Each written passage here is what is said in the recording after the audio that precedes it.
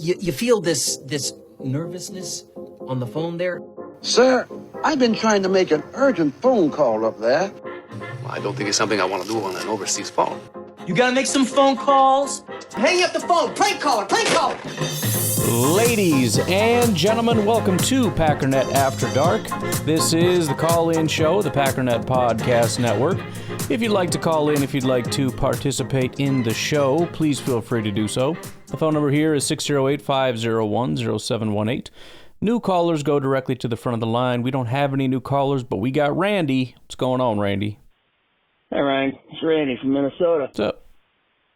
I can't believe all the talk about this silly halftime show. I think a hard and fast rule for the NFL should be if you can't understand it, maybe we shouldn't put it on.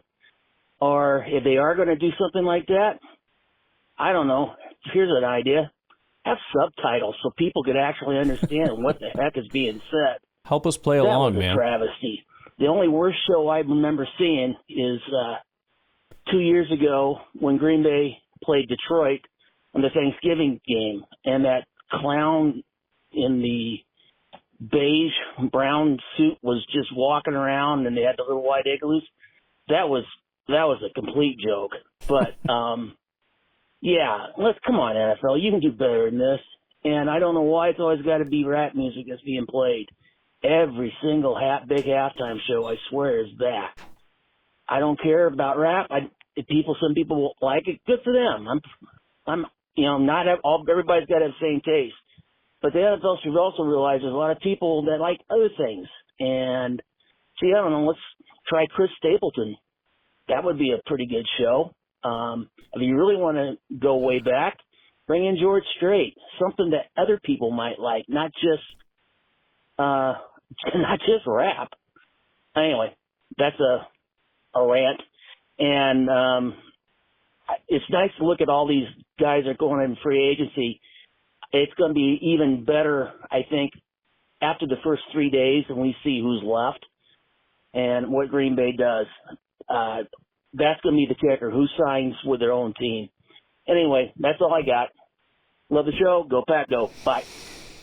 Appreciate you, Randy. And yeah, I don't want to spend too much more time on this. I feel like we've had 3 or 4 Packernet After Darks that have mostly been talking about this. But I agree. I just think they need to,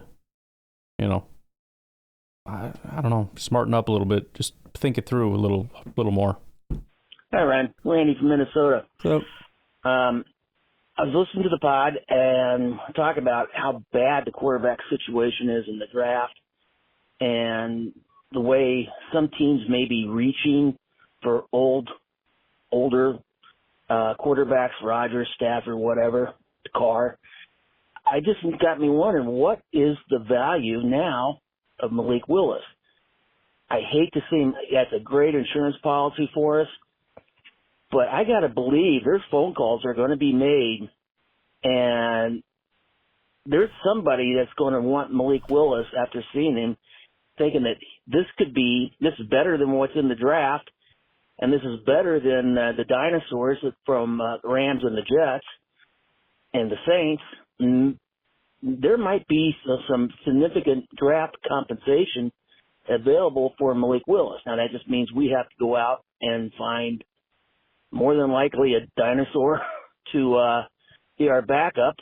But anyway, if I'm Green Bay, I'm thinking this is at least gone from a 5th round pick, maybe a 3rd round pick, and maybe something else.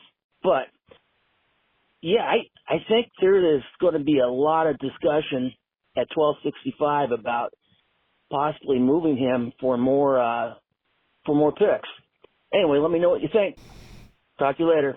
Yeah, it's go. a good point. We haven't really covered that at all, and you're right. It would be nice to keep him as an insurance policy, but you got to at least do your due diligence and kind of see what the going rate is. You would have to assume his value went up, right? I mean, if he cost us a 7th after putting on the display that he just put on and showing, I mean, the last time he was out there wasn't necessarily the greatest, but man, I tell you what, some of those throws are pinpoint accurate, and he is a lethal weapon with his legs.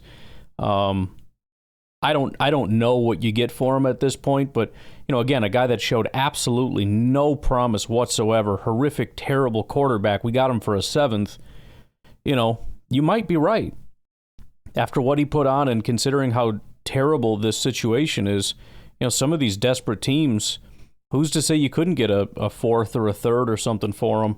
And at that point, he kind of might be worth flipping. You can go get some old washed up guy off the street that can win you a game or two. Go get Justin Fields, man. I'm serious. I think they could do at least as well with Justin Fields as they did with Malik Willis. You know how cool that would be if the Steelers dropped Fields, we flipped Malik from a 7th to let's just say a 4th, and then we go pick up Justin Fields off the street for nothing, pay him rock bottom, and it's just I hate to say better because Malik really was solid, but the way that Matt LaFleur used him to really just make it as easy as is humanly possible. We're going to use a lot of misdirection. We're going to try to get guys as wide open as we can. I just need an accurate ball, which isn't the easiest for Fields, I'll grant you that. But then the athleticism on top of that, holy cow. I don't know that it's that much of a downgrade. And again, the whole point is you really hope you don't need to win with this guy, at least not much. If your quarterback's out for the season, you assume you're kind of cooked. But can Matt LaFleur work with a guy like that for a little bit? Yeah, I think so. I just think he does a good job. I really do. And I think, again, even with some Kirk Cousins type of guys, I'm not saying Cousins because he's probably still going to get overpaid again until people really realize he's completely cooked. But you know what I mean? Guys like that. I think you get him with Matt LaFleur, and I think you can steal a game or two. And again, anybody that doesn't believe that, he did it with Malik Willis, which is crazy. I don't know if you guys recognize how terrible Malik Willis was in Tennessee and how incredibly good he looked in Green Bay. To pretend that Matt LaFleur doesn't deserve some credit for that is crazy. But no, it's a good point. I have to assume, the Packers talk a lot about how much they value quarterback. Their priority is going to be to keep them, but there's always a price. There's a price for everybody, and if the price starts to get crazy, if things, obviously he's not going to be anyone's top option, but as the chips start to fall and, Stafford stays with the Rams and, Cousins has no market and there's nobody in the draft that's really worth anything, you're sitting back and you're going, what the heck are we going to do?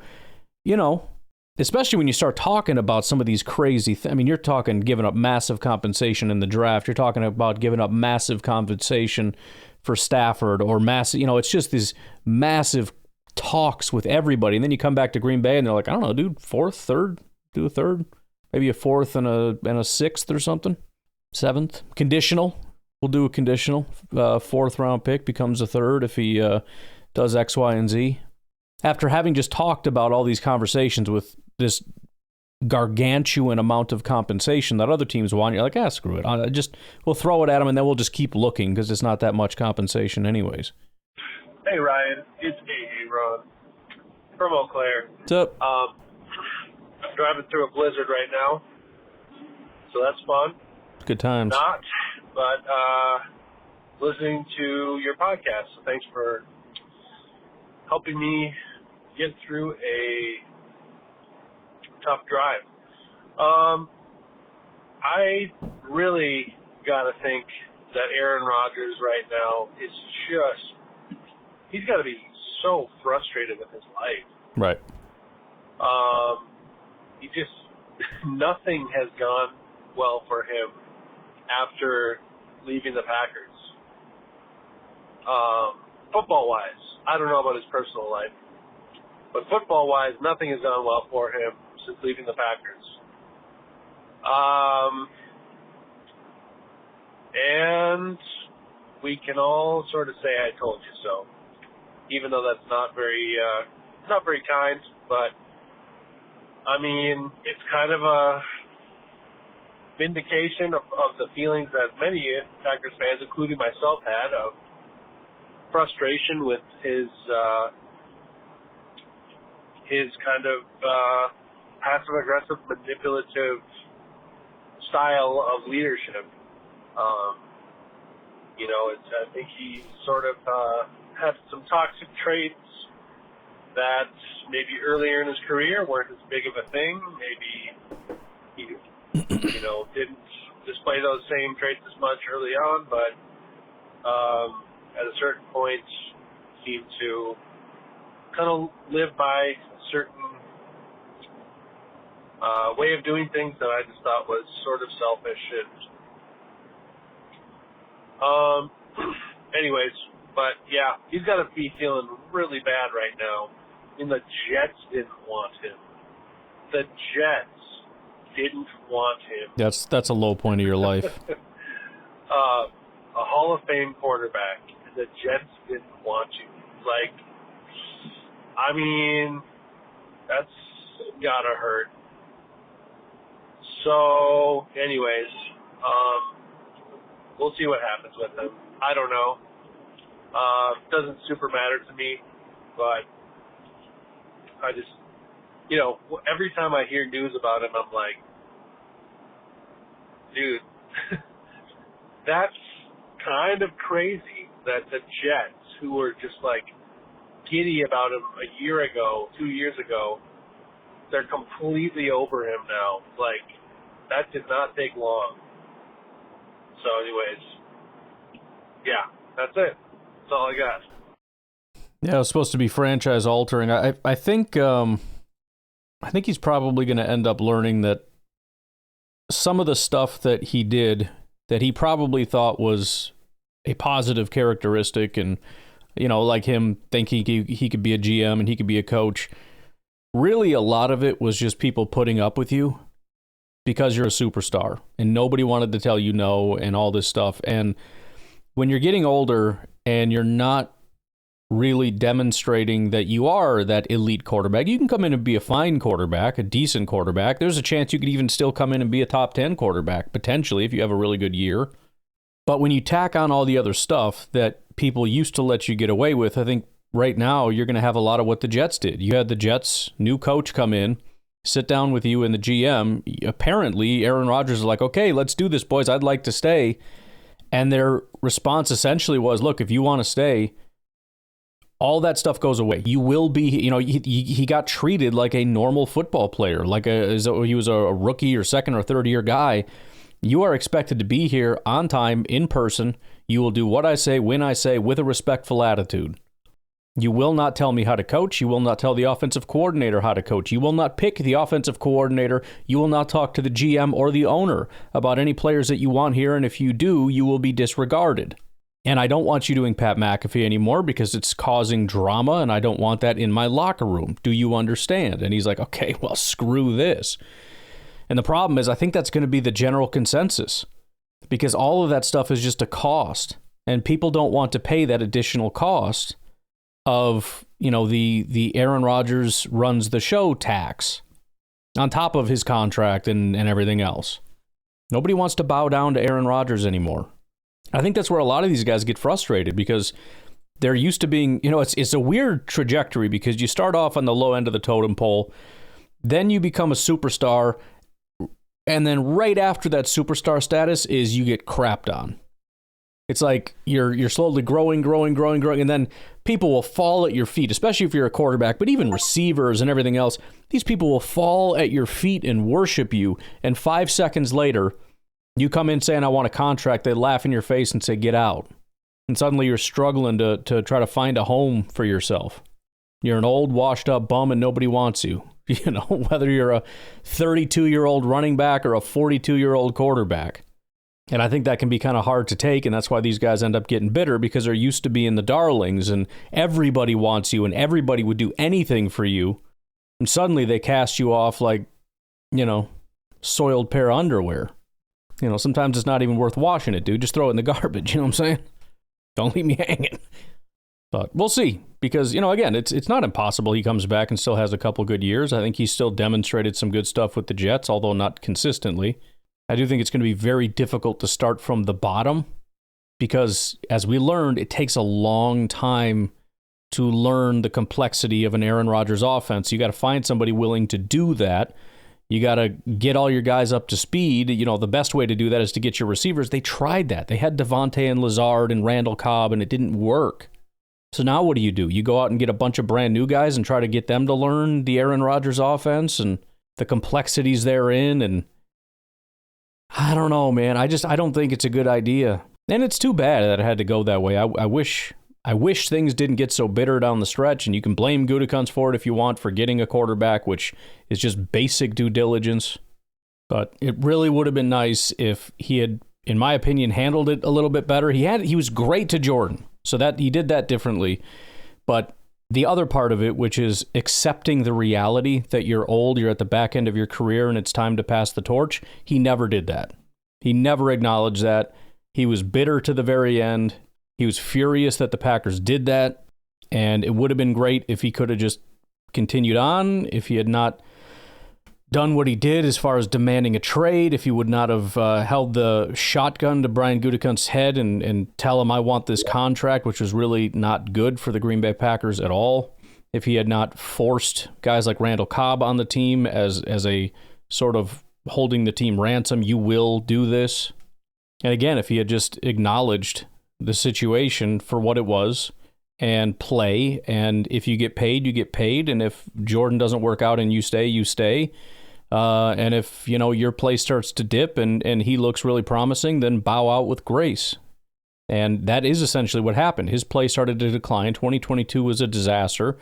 Jordan was starting to look better. The coaches were really impressed with that Eagles game, and that would have been the time for him to acknowledge that maybe it's time. And if the Packers decide to do that, as much as I don't like it, maybe this would be a good time to retire. And that was an option that was afforded to him. He could have played it that way. He chose not to. And instead, he was bitter the entire time, caused a lot of strife within the locker room and between himself and the organization, and obviously amongst the fan base. Decided to go to another team. In my opinion, tarnish your entire legacy and the ending of your career. And now where are we? But whatever. We'll see how it goes. Maybe he can salvage it somehow. We'll take a break. We'll be right back. Hey, Ryan. This is Aaron. So there's been a lot of talk about the halftime show and it's continuing, so I figured, why the heck not continue it? So other than Prince, Michael Jackson, and some other halftime shows in the past, another big one that is very memorable, or I don't know if this was a Super Bowl halftime show, but a very memorable performance of some game was Creed. Mm-hmm. I'm not saying to have Creed perform at a halftime show. I mean, that would be awesome. But people love when there's rock bands that are high energy, right? It's even if it's just the band with the light show, people like that. And another thing too is, how was it Sunday Night Football or Monday Night Football? I can't remember which. Chris Stapleton and Snoop Dogg have a song together. They have their cover of "I Can Feel It Coming in the Air Tonight," and that cover is incredible. Why would having Chris Stapleton and Snoop Dogg, for example, as the Super Bowl halftime show would be unbelievable. I would love that so much. Even Chris Stapleton has the greatest, in my opinion, in a lot of other people's opinions, he has the greatest Super Bowl national anthem of all time. Other than was it? I forget. I don't know. But okay. Anyways, but one thing I've always thought about the halftime show is how the Super Bowl always travels around to different locations.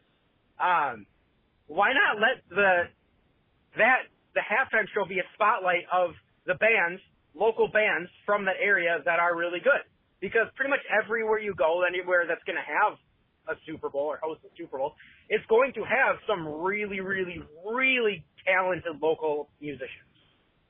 And so it's that way they can get different styles. They can get emo. They can get rap. They can get all sorts of stuff, Go to Seattle. Have a grunge, Have styles that are traditional to the areas that they're in. I just think that would be great. I don't know. That's just my opinion. But anyways, I've meant to call in about this too, because I am a Kendrick fan. But I agree. I even thought that when they announced that Kendrick was going to be the halftime show, I was like, that doesn't really make sense. I would have been all for it if it was Lil Wayne. Lil Wayne would have been a phenomenal in New Orleans. But it's just he just didn't make sense to me from the get-go, even though I'm a fan, so I enjoyed it, but that's it. Anyways, I gotta go. 3 minutes is hitting me, and it's snowing like crazy, and I'm driving. So, okay, peace out, A-Town. Yeah, I mean, if you went the kind of arena rock route, big stadium bands, I just asked the robot about it. Guys that have never done the Super Bowl. I mean, some of these guys have done like bits, a little bit here and there, but haven't had their own Super Bowl halftimes. I'm not going to go through all of them because I don't think some of them would work. I mean, I would like a lot of them, but I just don't know. Like Guns N' Roses, I don't know. I don't know if Axl Rose is these days. I don't know. Bon Jovi, I think would work.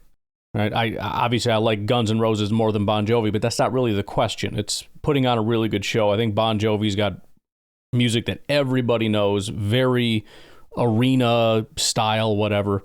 Aerosmith, I think would be fantastic. Journey, possibly, depending on what songs they do. I don't know. It's kind of iffy. Foo Fighters, I think, could be fantastic. Talked about Metallica. I'm a little iffy on Metallica. Obviously, they're a huge band, and I would enjoy it. I just don't know if that's a little too niche. I'm not sure. Red Hot Chili Peppers, I think, would be great. I hate Bruce Springsteen, but maybe. They did do 2009, I guess, but, something like that. And then you mentioned bands in the area. Santa Clara, California is where the next one is. I asked, okay, well, what about some bands from that area? Metallica is from the Bay Area. Green Day is from East Bay. Journey is from San Francisco. So something like that. I'm not saying it has to be rock. I'm just going through, and I couldn't do this with country because I couldn't tell you anything about country artists. And rap, I think there's really good options. I just feel like we've exhausted a lot of them, especially that one Super Bowl halftime where pretty much every big rap star was on at the same time. So that kind of killed that. What is up, Ryan? I called you a few minutes ago, and this is Aaron again, obviously. I wasn't going to call again, but literally the very next call was that I heard when Packernet After Dark was when I called in.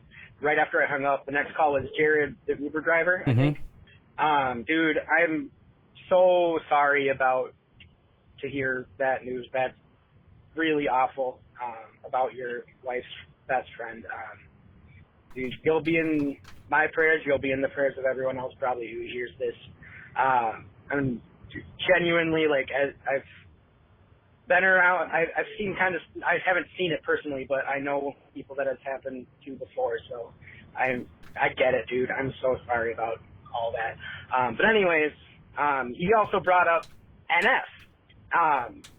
And NF is my all-time favorite artist. So as the biggest NF fan in the world, I literally have a half sleeve devoted to NF. Wow. I would absolutely love that. I saw his show, I've been to several of his shows now. All of them are just absolutely incredible, and they're even nowadays, they're getting better. But here, and I think he'd be a great halftime show for the people that are into his music. But the issue with that is that there's going to be a lot of people that don't know NF. And NF is the type of person that you need to understand his music. Sure, he has a lot of songs that you can just enjoy, but even more so than Kendrick, his entire arc is like a story that builds up to get along to it. So he has songs that he definitely could play. But I just, as a Super Bowl halftime show, I think he could be part of one. I just don't think it'd be great. Even so, like I said, I would absolutely, if NF was ever announced as a Super Bowl halftime show, I would probably have a heart attack and then make someone revive me because I would absolutely love that. That would be my dream. I would probably do everything I could to get tickets to that Super Bowl because I wouldn't go for the game. I wouldn't even care if it was the Bears and the Jets or the Titans and the other teams, the Titans and the Giants. I wouldn't care. I would want to go see NF. But I just don't think that would be the greatest halftime show. But I agree. And I don't know. I don't know. I just wanted to call in about that. And again, dude, sorry about that. That's about everything that happened with your wife's friend, man. You'll be on my prayers. I'll definitely be praying for you on that one. Anyways, bye again. 3 minutes. Well, some serious dedication to NF. I don't know much about NF. I probably already did the last time it was talked about, but I don't recall. So I'll have to listen and see what the hype is about. I think you make a good point about Kendrick. If he would have been a part of the Super Bowl halftime show, that could have been huge. You know, I mean, nobody really cared about any of the other stuff. I saw even Amon-Ra St. Brown and Equanimous were talking about. Amon-Ra was like, that was trash. It was just terrible. And Equanimous was like, it was awesome. And he even got him to admit, like, the first half was bad. He's like, yeah, but the second half was great. If they could have found a Super Bowl halftime show that was enjoyable, some kind of a rap artist probably, doesn't even need to be, and you had him come out, like, I know it's hard to keep things under wrap, but, you know, there's going to be some kind of a special guest, you never know. And he comes out in the middle of a thing and does his most popular song and is able to slam Drake and everything. That would have been, the place just would have just lit up, you know what I mean? I just think the fact that it was an entire show and everybody knew it was coming, that would have been a very cool surprise guest. And it would have probably stole the show. And then you would have had people saying, that should have been the whole show. But they would have been wrong. It doesn't matter. I think it's a good point. That would have been a good idea. Hey, Aaron. Oh, nope, that's 5 seconds. I'm guessing this is nothing correct. All right, TJ from Alabama. Hey, Ryan, TJ from Alabama. What's up? It feels good to get into the off season, get the whole history past season, get that thing done, and let's move on. And I think it's going to be a pretty interesting off season when Goody stands up there and kind of says, "Now's the time." I think more times than not, Goody is pretty honest with his words. I mean, he's a general manager, so, you know, being an honest general manager is kind of like being the tallest midget, but I do think he kind of lets us in a little bit to tell us what's going on. So I think and I hope that we will be somewhat aggressive. And exactly what that means, I don't know, because I don't think it's like last year where there was just Xavier McKinney was clear and obvious. I don't think there's a clear and obvious this year. There's some clear and obvious needs, but other than that, so I think it's going to be interesting. And it's also kind of interesting. Maybe it's just me. I don't know. I don't know what you think. I don't know what everybody else thinks, but it does seem like parity died a little bit this year for the NFL. It seemed like there was a bigger gap between the haves and the have-nots. No kidding. And some teams are, or a lot of teams are just kind of god-awful. Yep. And then there's a handful of pretty good teams, and fortunately, I think we're definitely more in the pretty good team than the bottom. But it's a good point, too, because there are two sides to that coin. I had mentioned before, the Vikings are just incredibly good, and the Eagles are incredibly good, and the Lions are it's just the craziest thing we've ever seen in our entire lives. It's amazing. Part of that probably has to do with the other side of the coin. Not that those teams aren't good, but also that there are some teams that are just god-awful. And so when you look at things like DVOA, it is sort of a year-to-year metric, as I've said. And if you have really bad teams, we're really looking at the gap between you and the other teams. That probably could have exacerbated that. So it's probably a little of both. The good teams are really good. The bad teams are really bad, is what I would guess. It just seems there's some real train wrecks out there. Yeah. Just to you, what do you think is the worst situation out there? Do you think Cleveland is, forget about the whole massage parlor thingy, and just football situation. Do you think Cleveland's worse? Or do you think New Orleans is worse? Or is there another candidate I'm not thinking about as far as the worst situation, as far as to be if you're a fan of this team? Just interested on your thoughts. That's it. Thanks, Ryan. Just kind of checking in. Bye. Yeah, I mean, without doing like a massive deep dive of any kind, I would lean Cleveland. I mean, New Orleans feels like they've been this way forever. They have been in cap hell for what feels like going on a decade now. It's like they went all in with Drew Brees and just never fixed it. I don't know how it could take this long. We talk all the time about how, oh yeah, you're going to get yourself in trouble, and then, then down the road it hurts you in the future. Yeah, but it's not supposed to hurt you this long. I mean, how can you not get out of it? Cleveland is really bad really because of Deshaun Watson and the fact that they're the Cleveland Browns, and that just sucks.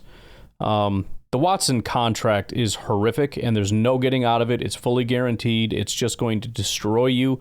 The only thing you can do to get some alleviation would be to give him an extension, and goodness gracious, there's no way they're doing that.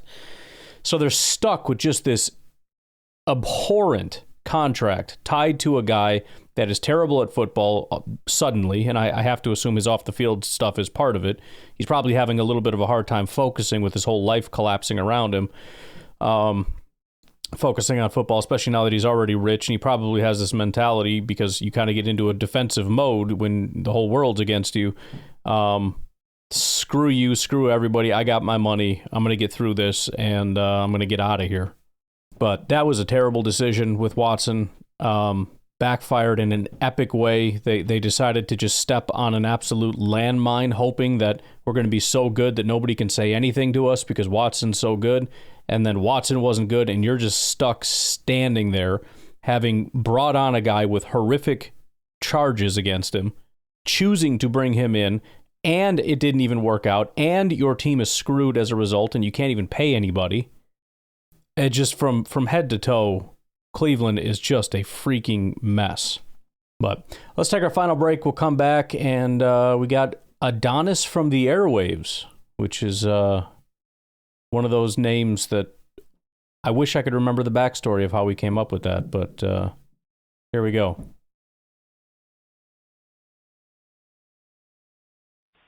Hey, Ryan. Didn't mean to be a one-and-done caller last fall, but had a newborn, which shockingly takes up a lot of time. Congrats. Anyways, the reason I'm calling in is trying to look through draft prospects. And like I said, with a newborn, don't necessarily have a ton of time to go in-depth with everyone. So it's tempting to look at something like a PFF college grade and think that that will have a good correlation towards, this will be a good football player in the NFL. But from my recollection, going back a few years, I think it was Andy Isabella graded out really well for PFF and then just wound up doing absolutely nothing, which makes me think that maybe they're not a great way to a shortcut on grading prospects. So what I was wondering is if we look at maybe the top 5 PFF college grades from last year or the last 3 years, since that's usually how long it kind of takes to figure out how good a player is going to be, do those college grades in any way correlate to being an effective NFL player? I don't know if it would be easier to do league-wide or easier to do for just the Packers. But anyways, just that would be an interesting question since you tend to be pretty good with PFF. Anyways, thanks for the podcast. Keep up the great work. Go back, go. So I should have available to me a better answer right now, but I'm kind of buried in data right now. I'll tell you that there is a correlation. It's not going to be the strongest one, but it does exist. Pretty much every stat you can find, as useless as it is, has some form of a correlation. And the reason I say that with some form of authority is that this is exactly what I'm working on and I have done in the past is go get mass quantities of data, tie it to some kind of a value, and then look for correlations. Again, I should be able to give you a better answer in terms of which ones have the strongest correlation, but I'm kind of just halfway in the middle of that. All my freaking Excel sheets are all, I got, 1, 2, 3, 4, 5, 6, 7. I got 8 of them. Some of them are not useful, and it's that thing on the side, the document recovery thing, like, do you want to see these? And it's like, well, I don't want to open all these right now, but somewhere in there is probably some form of an answer. But yes, there is some form of a correlation. I will say, though, that it's not strong enough that you can just pop it up and say, really good grade, and that's the end of it. College to the pros is very, very different. So I was kind of surprised before when you look at the college PFF grades and then you listen to PFF talk about like their favorite prospects, and it's like, wouldn't it be somewhat tied to the grades that you give them? And really, they just end up being like every other outfit with very similar big boards as everybody else. And it's like, well, why though? I mean, you did the grades and you said that they were really good, and I don't understand. Part of that has to do with just there being a disconnect between the grades and the other people who seemingly don't even like the grades people. But also because it's just a different thing. I think you can thrive, Andy Isabella, 5'9", 190 as an example. I think you can thrive in that environment. in college, and maybe it doesn't quite work out in the pros. And there's probably certain prototypes. This would be one of them. Very, very small wide receivers, or small anybody, small linebackers, small pass rushers that dominate, that kind of worry you. You know, the tackles with short arms that have to move into guard or something. You know, that there isn't going to be a perfect shortcut, but there's going to be some level of correlation. It's not a bad thing to see that you're a good player. And it probably is, potentially, I don't know if this is true, it might be one of those things where it's just a bad grade is more disqualifying than anything else, kind of similar to the combine. It's not about the fact that you can run fast. It's just about if you can't, if you're a wide receiver and you run a 4.65 or a 4.7, we take you off the board. It's not about we move you up because you ran a 4.34. So it has more to do with that, I would say. So Andy Isabella getting a 93 in his final year is nice, but it's not like that means he's great. It just means, okay, that's good. He had a very good year in college. If he had his rookie year, which was only 5 snaps, but just for example, or 5 targets, 47 PFF grade, that guy's not going to be, you find somebody, we can do that, by the way. Let's find somebody that's terrible. Worst wide receiver grade, overall grade, now it's just a receiving grade, in college football is New Mexico State's Cordell David. Maybe he's going to be a really good football player. More than likely, he's going to be a bad football player. So you can probably look at all these guys in the 50s and whatnot and say none of these guys are going to be football players in the NFL. So you draw a line, you say everybody else isn't going to cut it. Everybody above here, let's begin evaluating and see what we think. And yeah, I think there's also going to be tiers. If you look at the top quarterback prospects, the guys that go in the top 10, I would guess almost all of them are in the 80s or higher via PFF. However, you got guys like Justin Fields who are incredibly high that didn't pan out. Other guys that were probably in the 80s that are fantastic. So that's maybe, you look at it as buckets as opposed to being something that is directly translatable. It's just how I would, I guess, think about it. I definitely like it. I love pulling up PFF, seeing a 95 and going, oh, baby. Oh, this dude's a monster. But there's enough evidence to know that that's not sufficient enough. Hey, what's up? It's Kyle from Madison. Yo. Man, you all are just killing me talking about this halftime show, man. I'm trying to get off it, dude. Like, I'm not trying to throw shade or anything, but, like, it sounds so boomer. Like, come on. But it was fine. It was fine. You know what I mean? It was fine. And I talked to a lot of people that really enjoyed it. Like, yeah, a lot of people that don't know his music are like... Well, that's kind of the point. People that know his music liked it. People that don't know his music didn't. And I think that's kind of the point, is a good show will be able to be... can kind of cross several spectrums. Whereas, I'm not a big Creed fan, but that was pretty cool. I'm not this, that, or the other. I never listened to Prince. I didn't even start to like Prince really until... I was mid-20s. My boss was talking about Prince. I'm like, Prince? What are you, freaking loser? You listen to Prince? I didn't know, like, grown men listen to Prince. And I got to know a couple of us. Oh, okay, that's pretty good. But you watch the show and you recognize, even though I'm not a huge Prince guy, that was really good. So like I said, there are objective standards. It's not just boomerish. I know that's what all the people defending it are saying. Oh, you're just a boomer. You're just a boomer.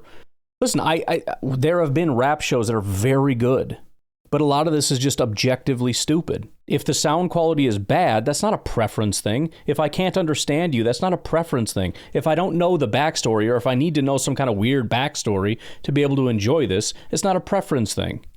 Samuel L. Jackson dressing up like that was kind of stupid. The choreography is never good. There's never been good choreography ever in the history of anything ever. I don't understand the point of any of it. I just don't. Backup dancers are as useless as cheerleaders. What was that? But for the most part, I talked to my younger nephews and stuff. They were into it. I'm sure. You know what I mean? Like, I don't know.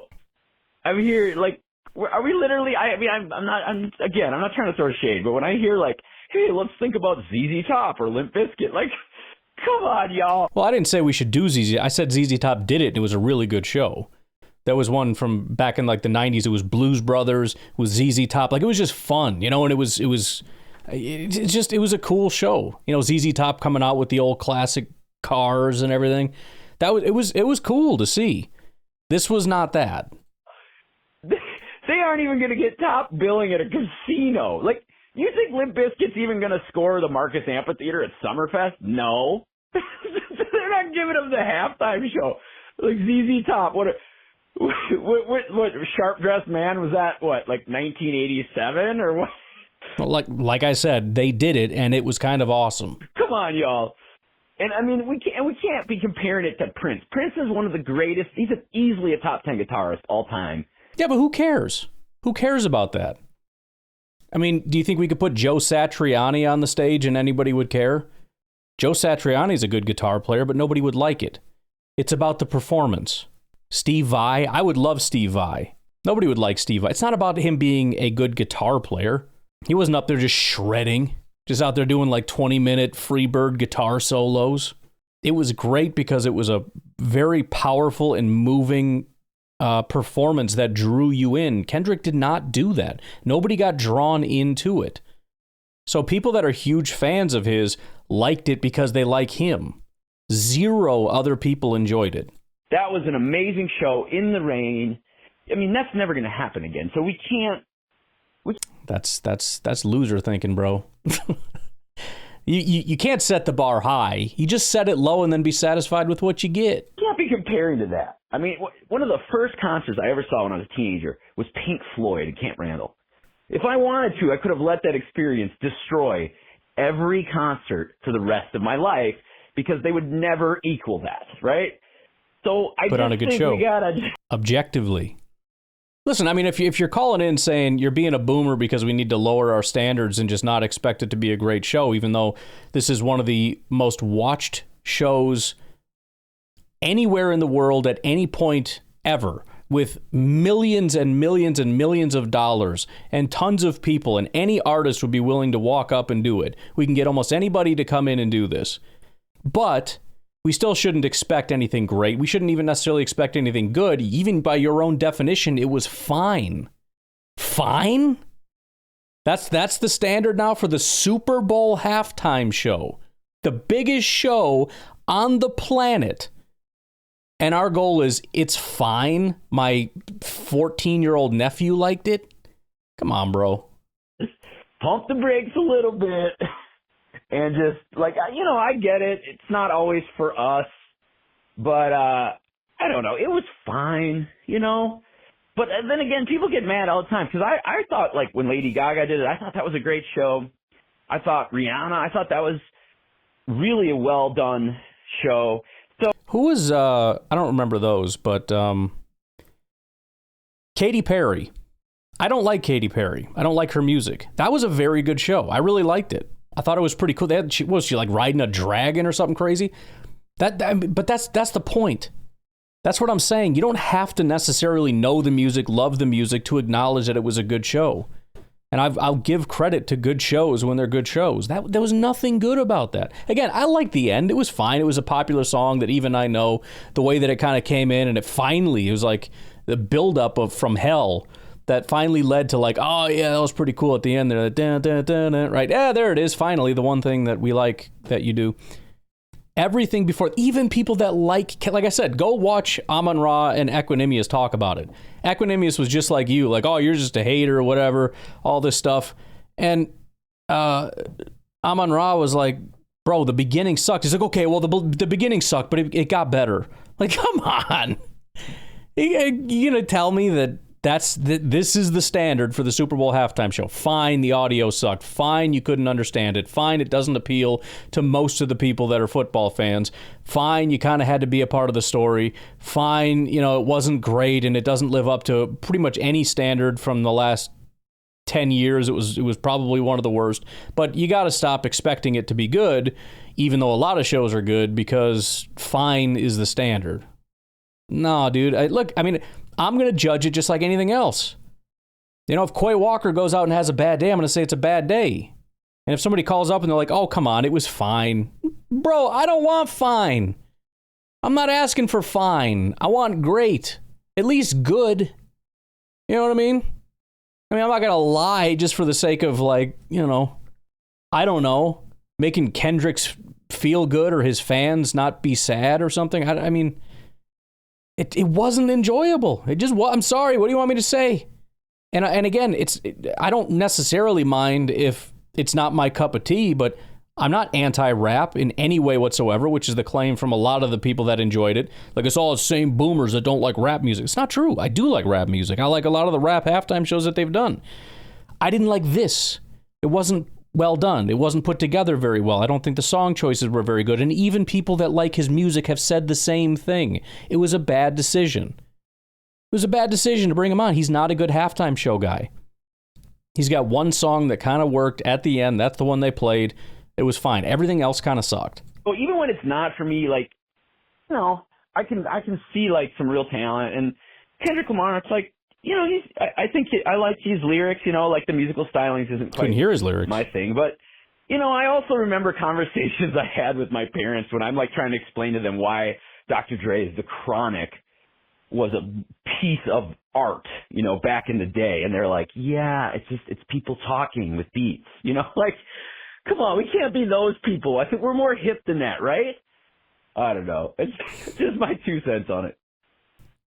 Well, I mean, I will say some of the rap music, like I don't mind being a boomer on some of this stuff. I mean, it is awful. And like I said, I don't really know about it. The only reason I know about it is when I go watch like stuff on YouTube, watching prospects. A lot of times they'll put music over it, and it's always been rap music for whatever reason, and it is just getting worse every year. You know, it started with like the mumble rap, which was just stupid. Now it's just holy cow. And it's not Kendrick. I don't like that last song, whatever it is. That's actually got kind of a rhythm into it or whatever. Like, it's like, okay, I understand. I can see how that would be enjoyable. Some of this stuff though is like, what are we doing here, man? I mean, I don't want to, because my dad said the same thing. Like, it's just talking. I'm like, you know, I don't know. I'm trying to figure out how people like listen to this and get hyped up before a game listening to this. There's no rhythm. There's nothing here. I'll have to find examples of it because I don't know what's going on now. But you talk about talent. There isn't. I'm sorry, there isn't. And then especially the female quote unquote artists. Bro, these are people with no musical ability whatsoever that just talk about their body and all the crevices of their body and things that they would let people do to them and somehow become very popular. I'm not willing to have a conversation with you, not saying you specifically, I would hope you wouldn't defend it, about how that is not on the same level as, boy, literally anything. I mean, it's just freaking filth. And it's not that hard to understand. I mean, just look at, again, art, where people like smear colors all over a canvas and say this is art. I mean, people do that with music too. There are things that are objectively just bad. And I don't have to pretend that that's not true. I don't have to pretend that somebody taping a banana to a wall is not art. That people smearing crap all over a canvas is art because somebody interprets it that way. Just like I don't have to pretend that some of this garbage that people with no talent put together that are sounds is art because some people listen. I'm not doing it.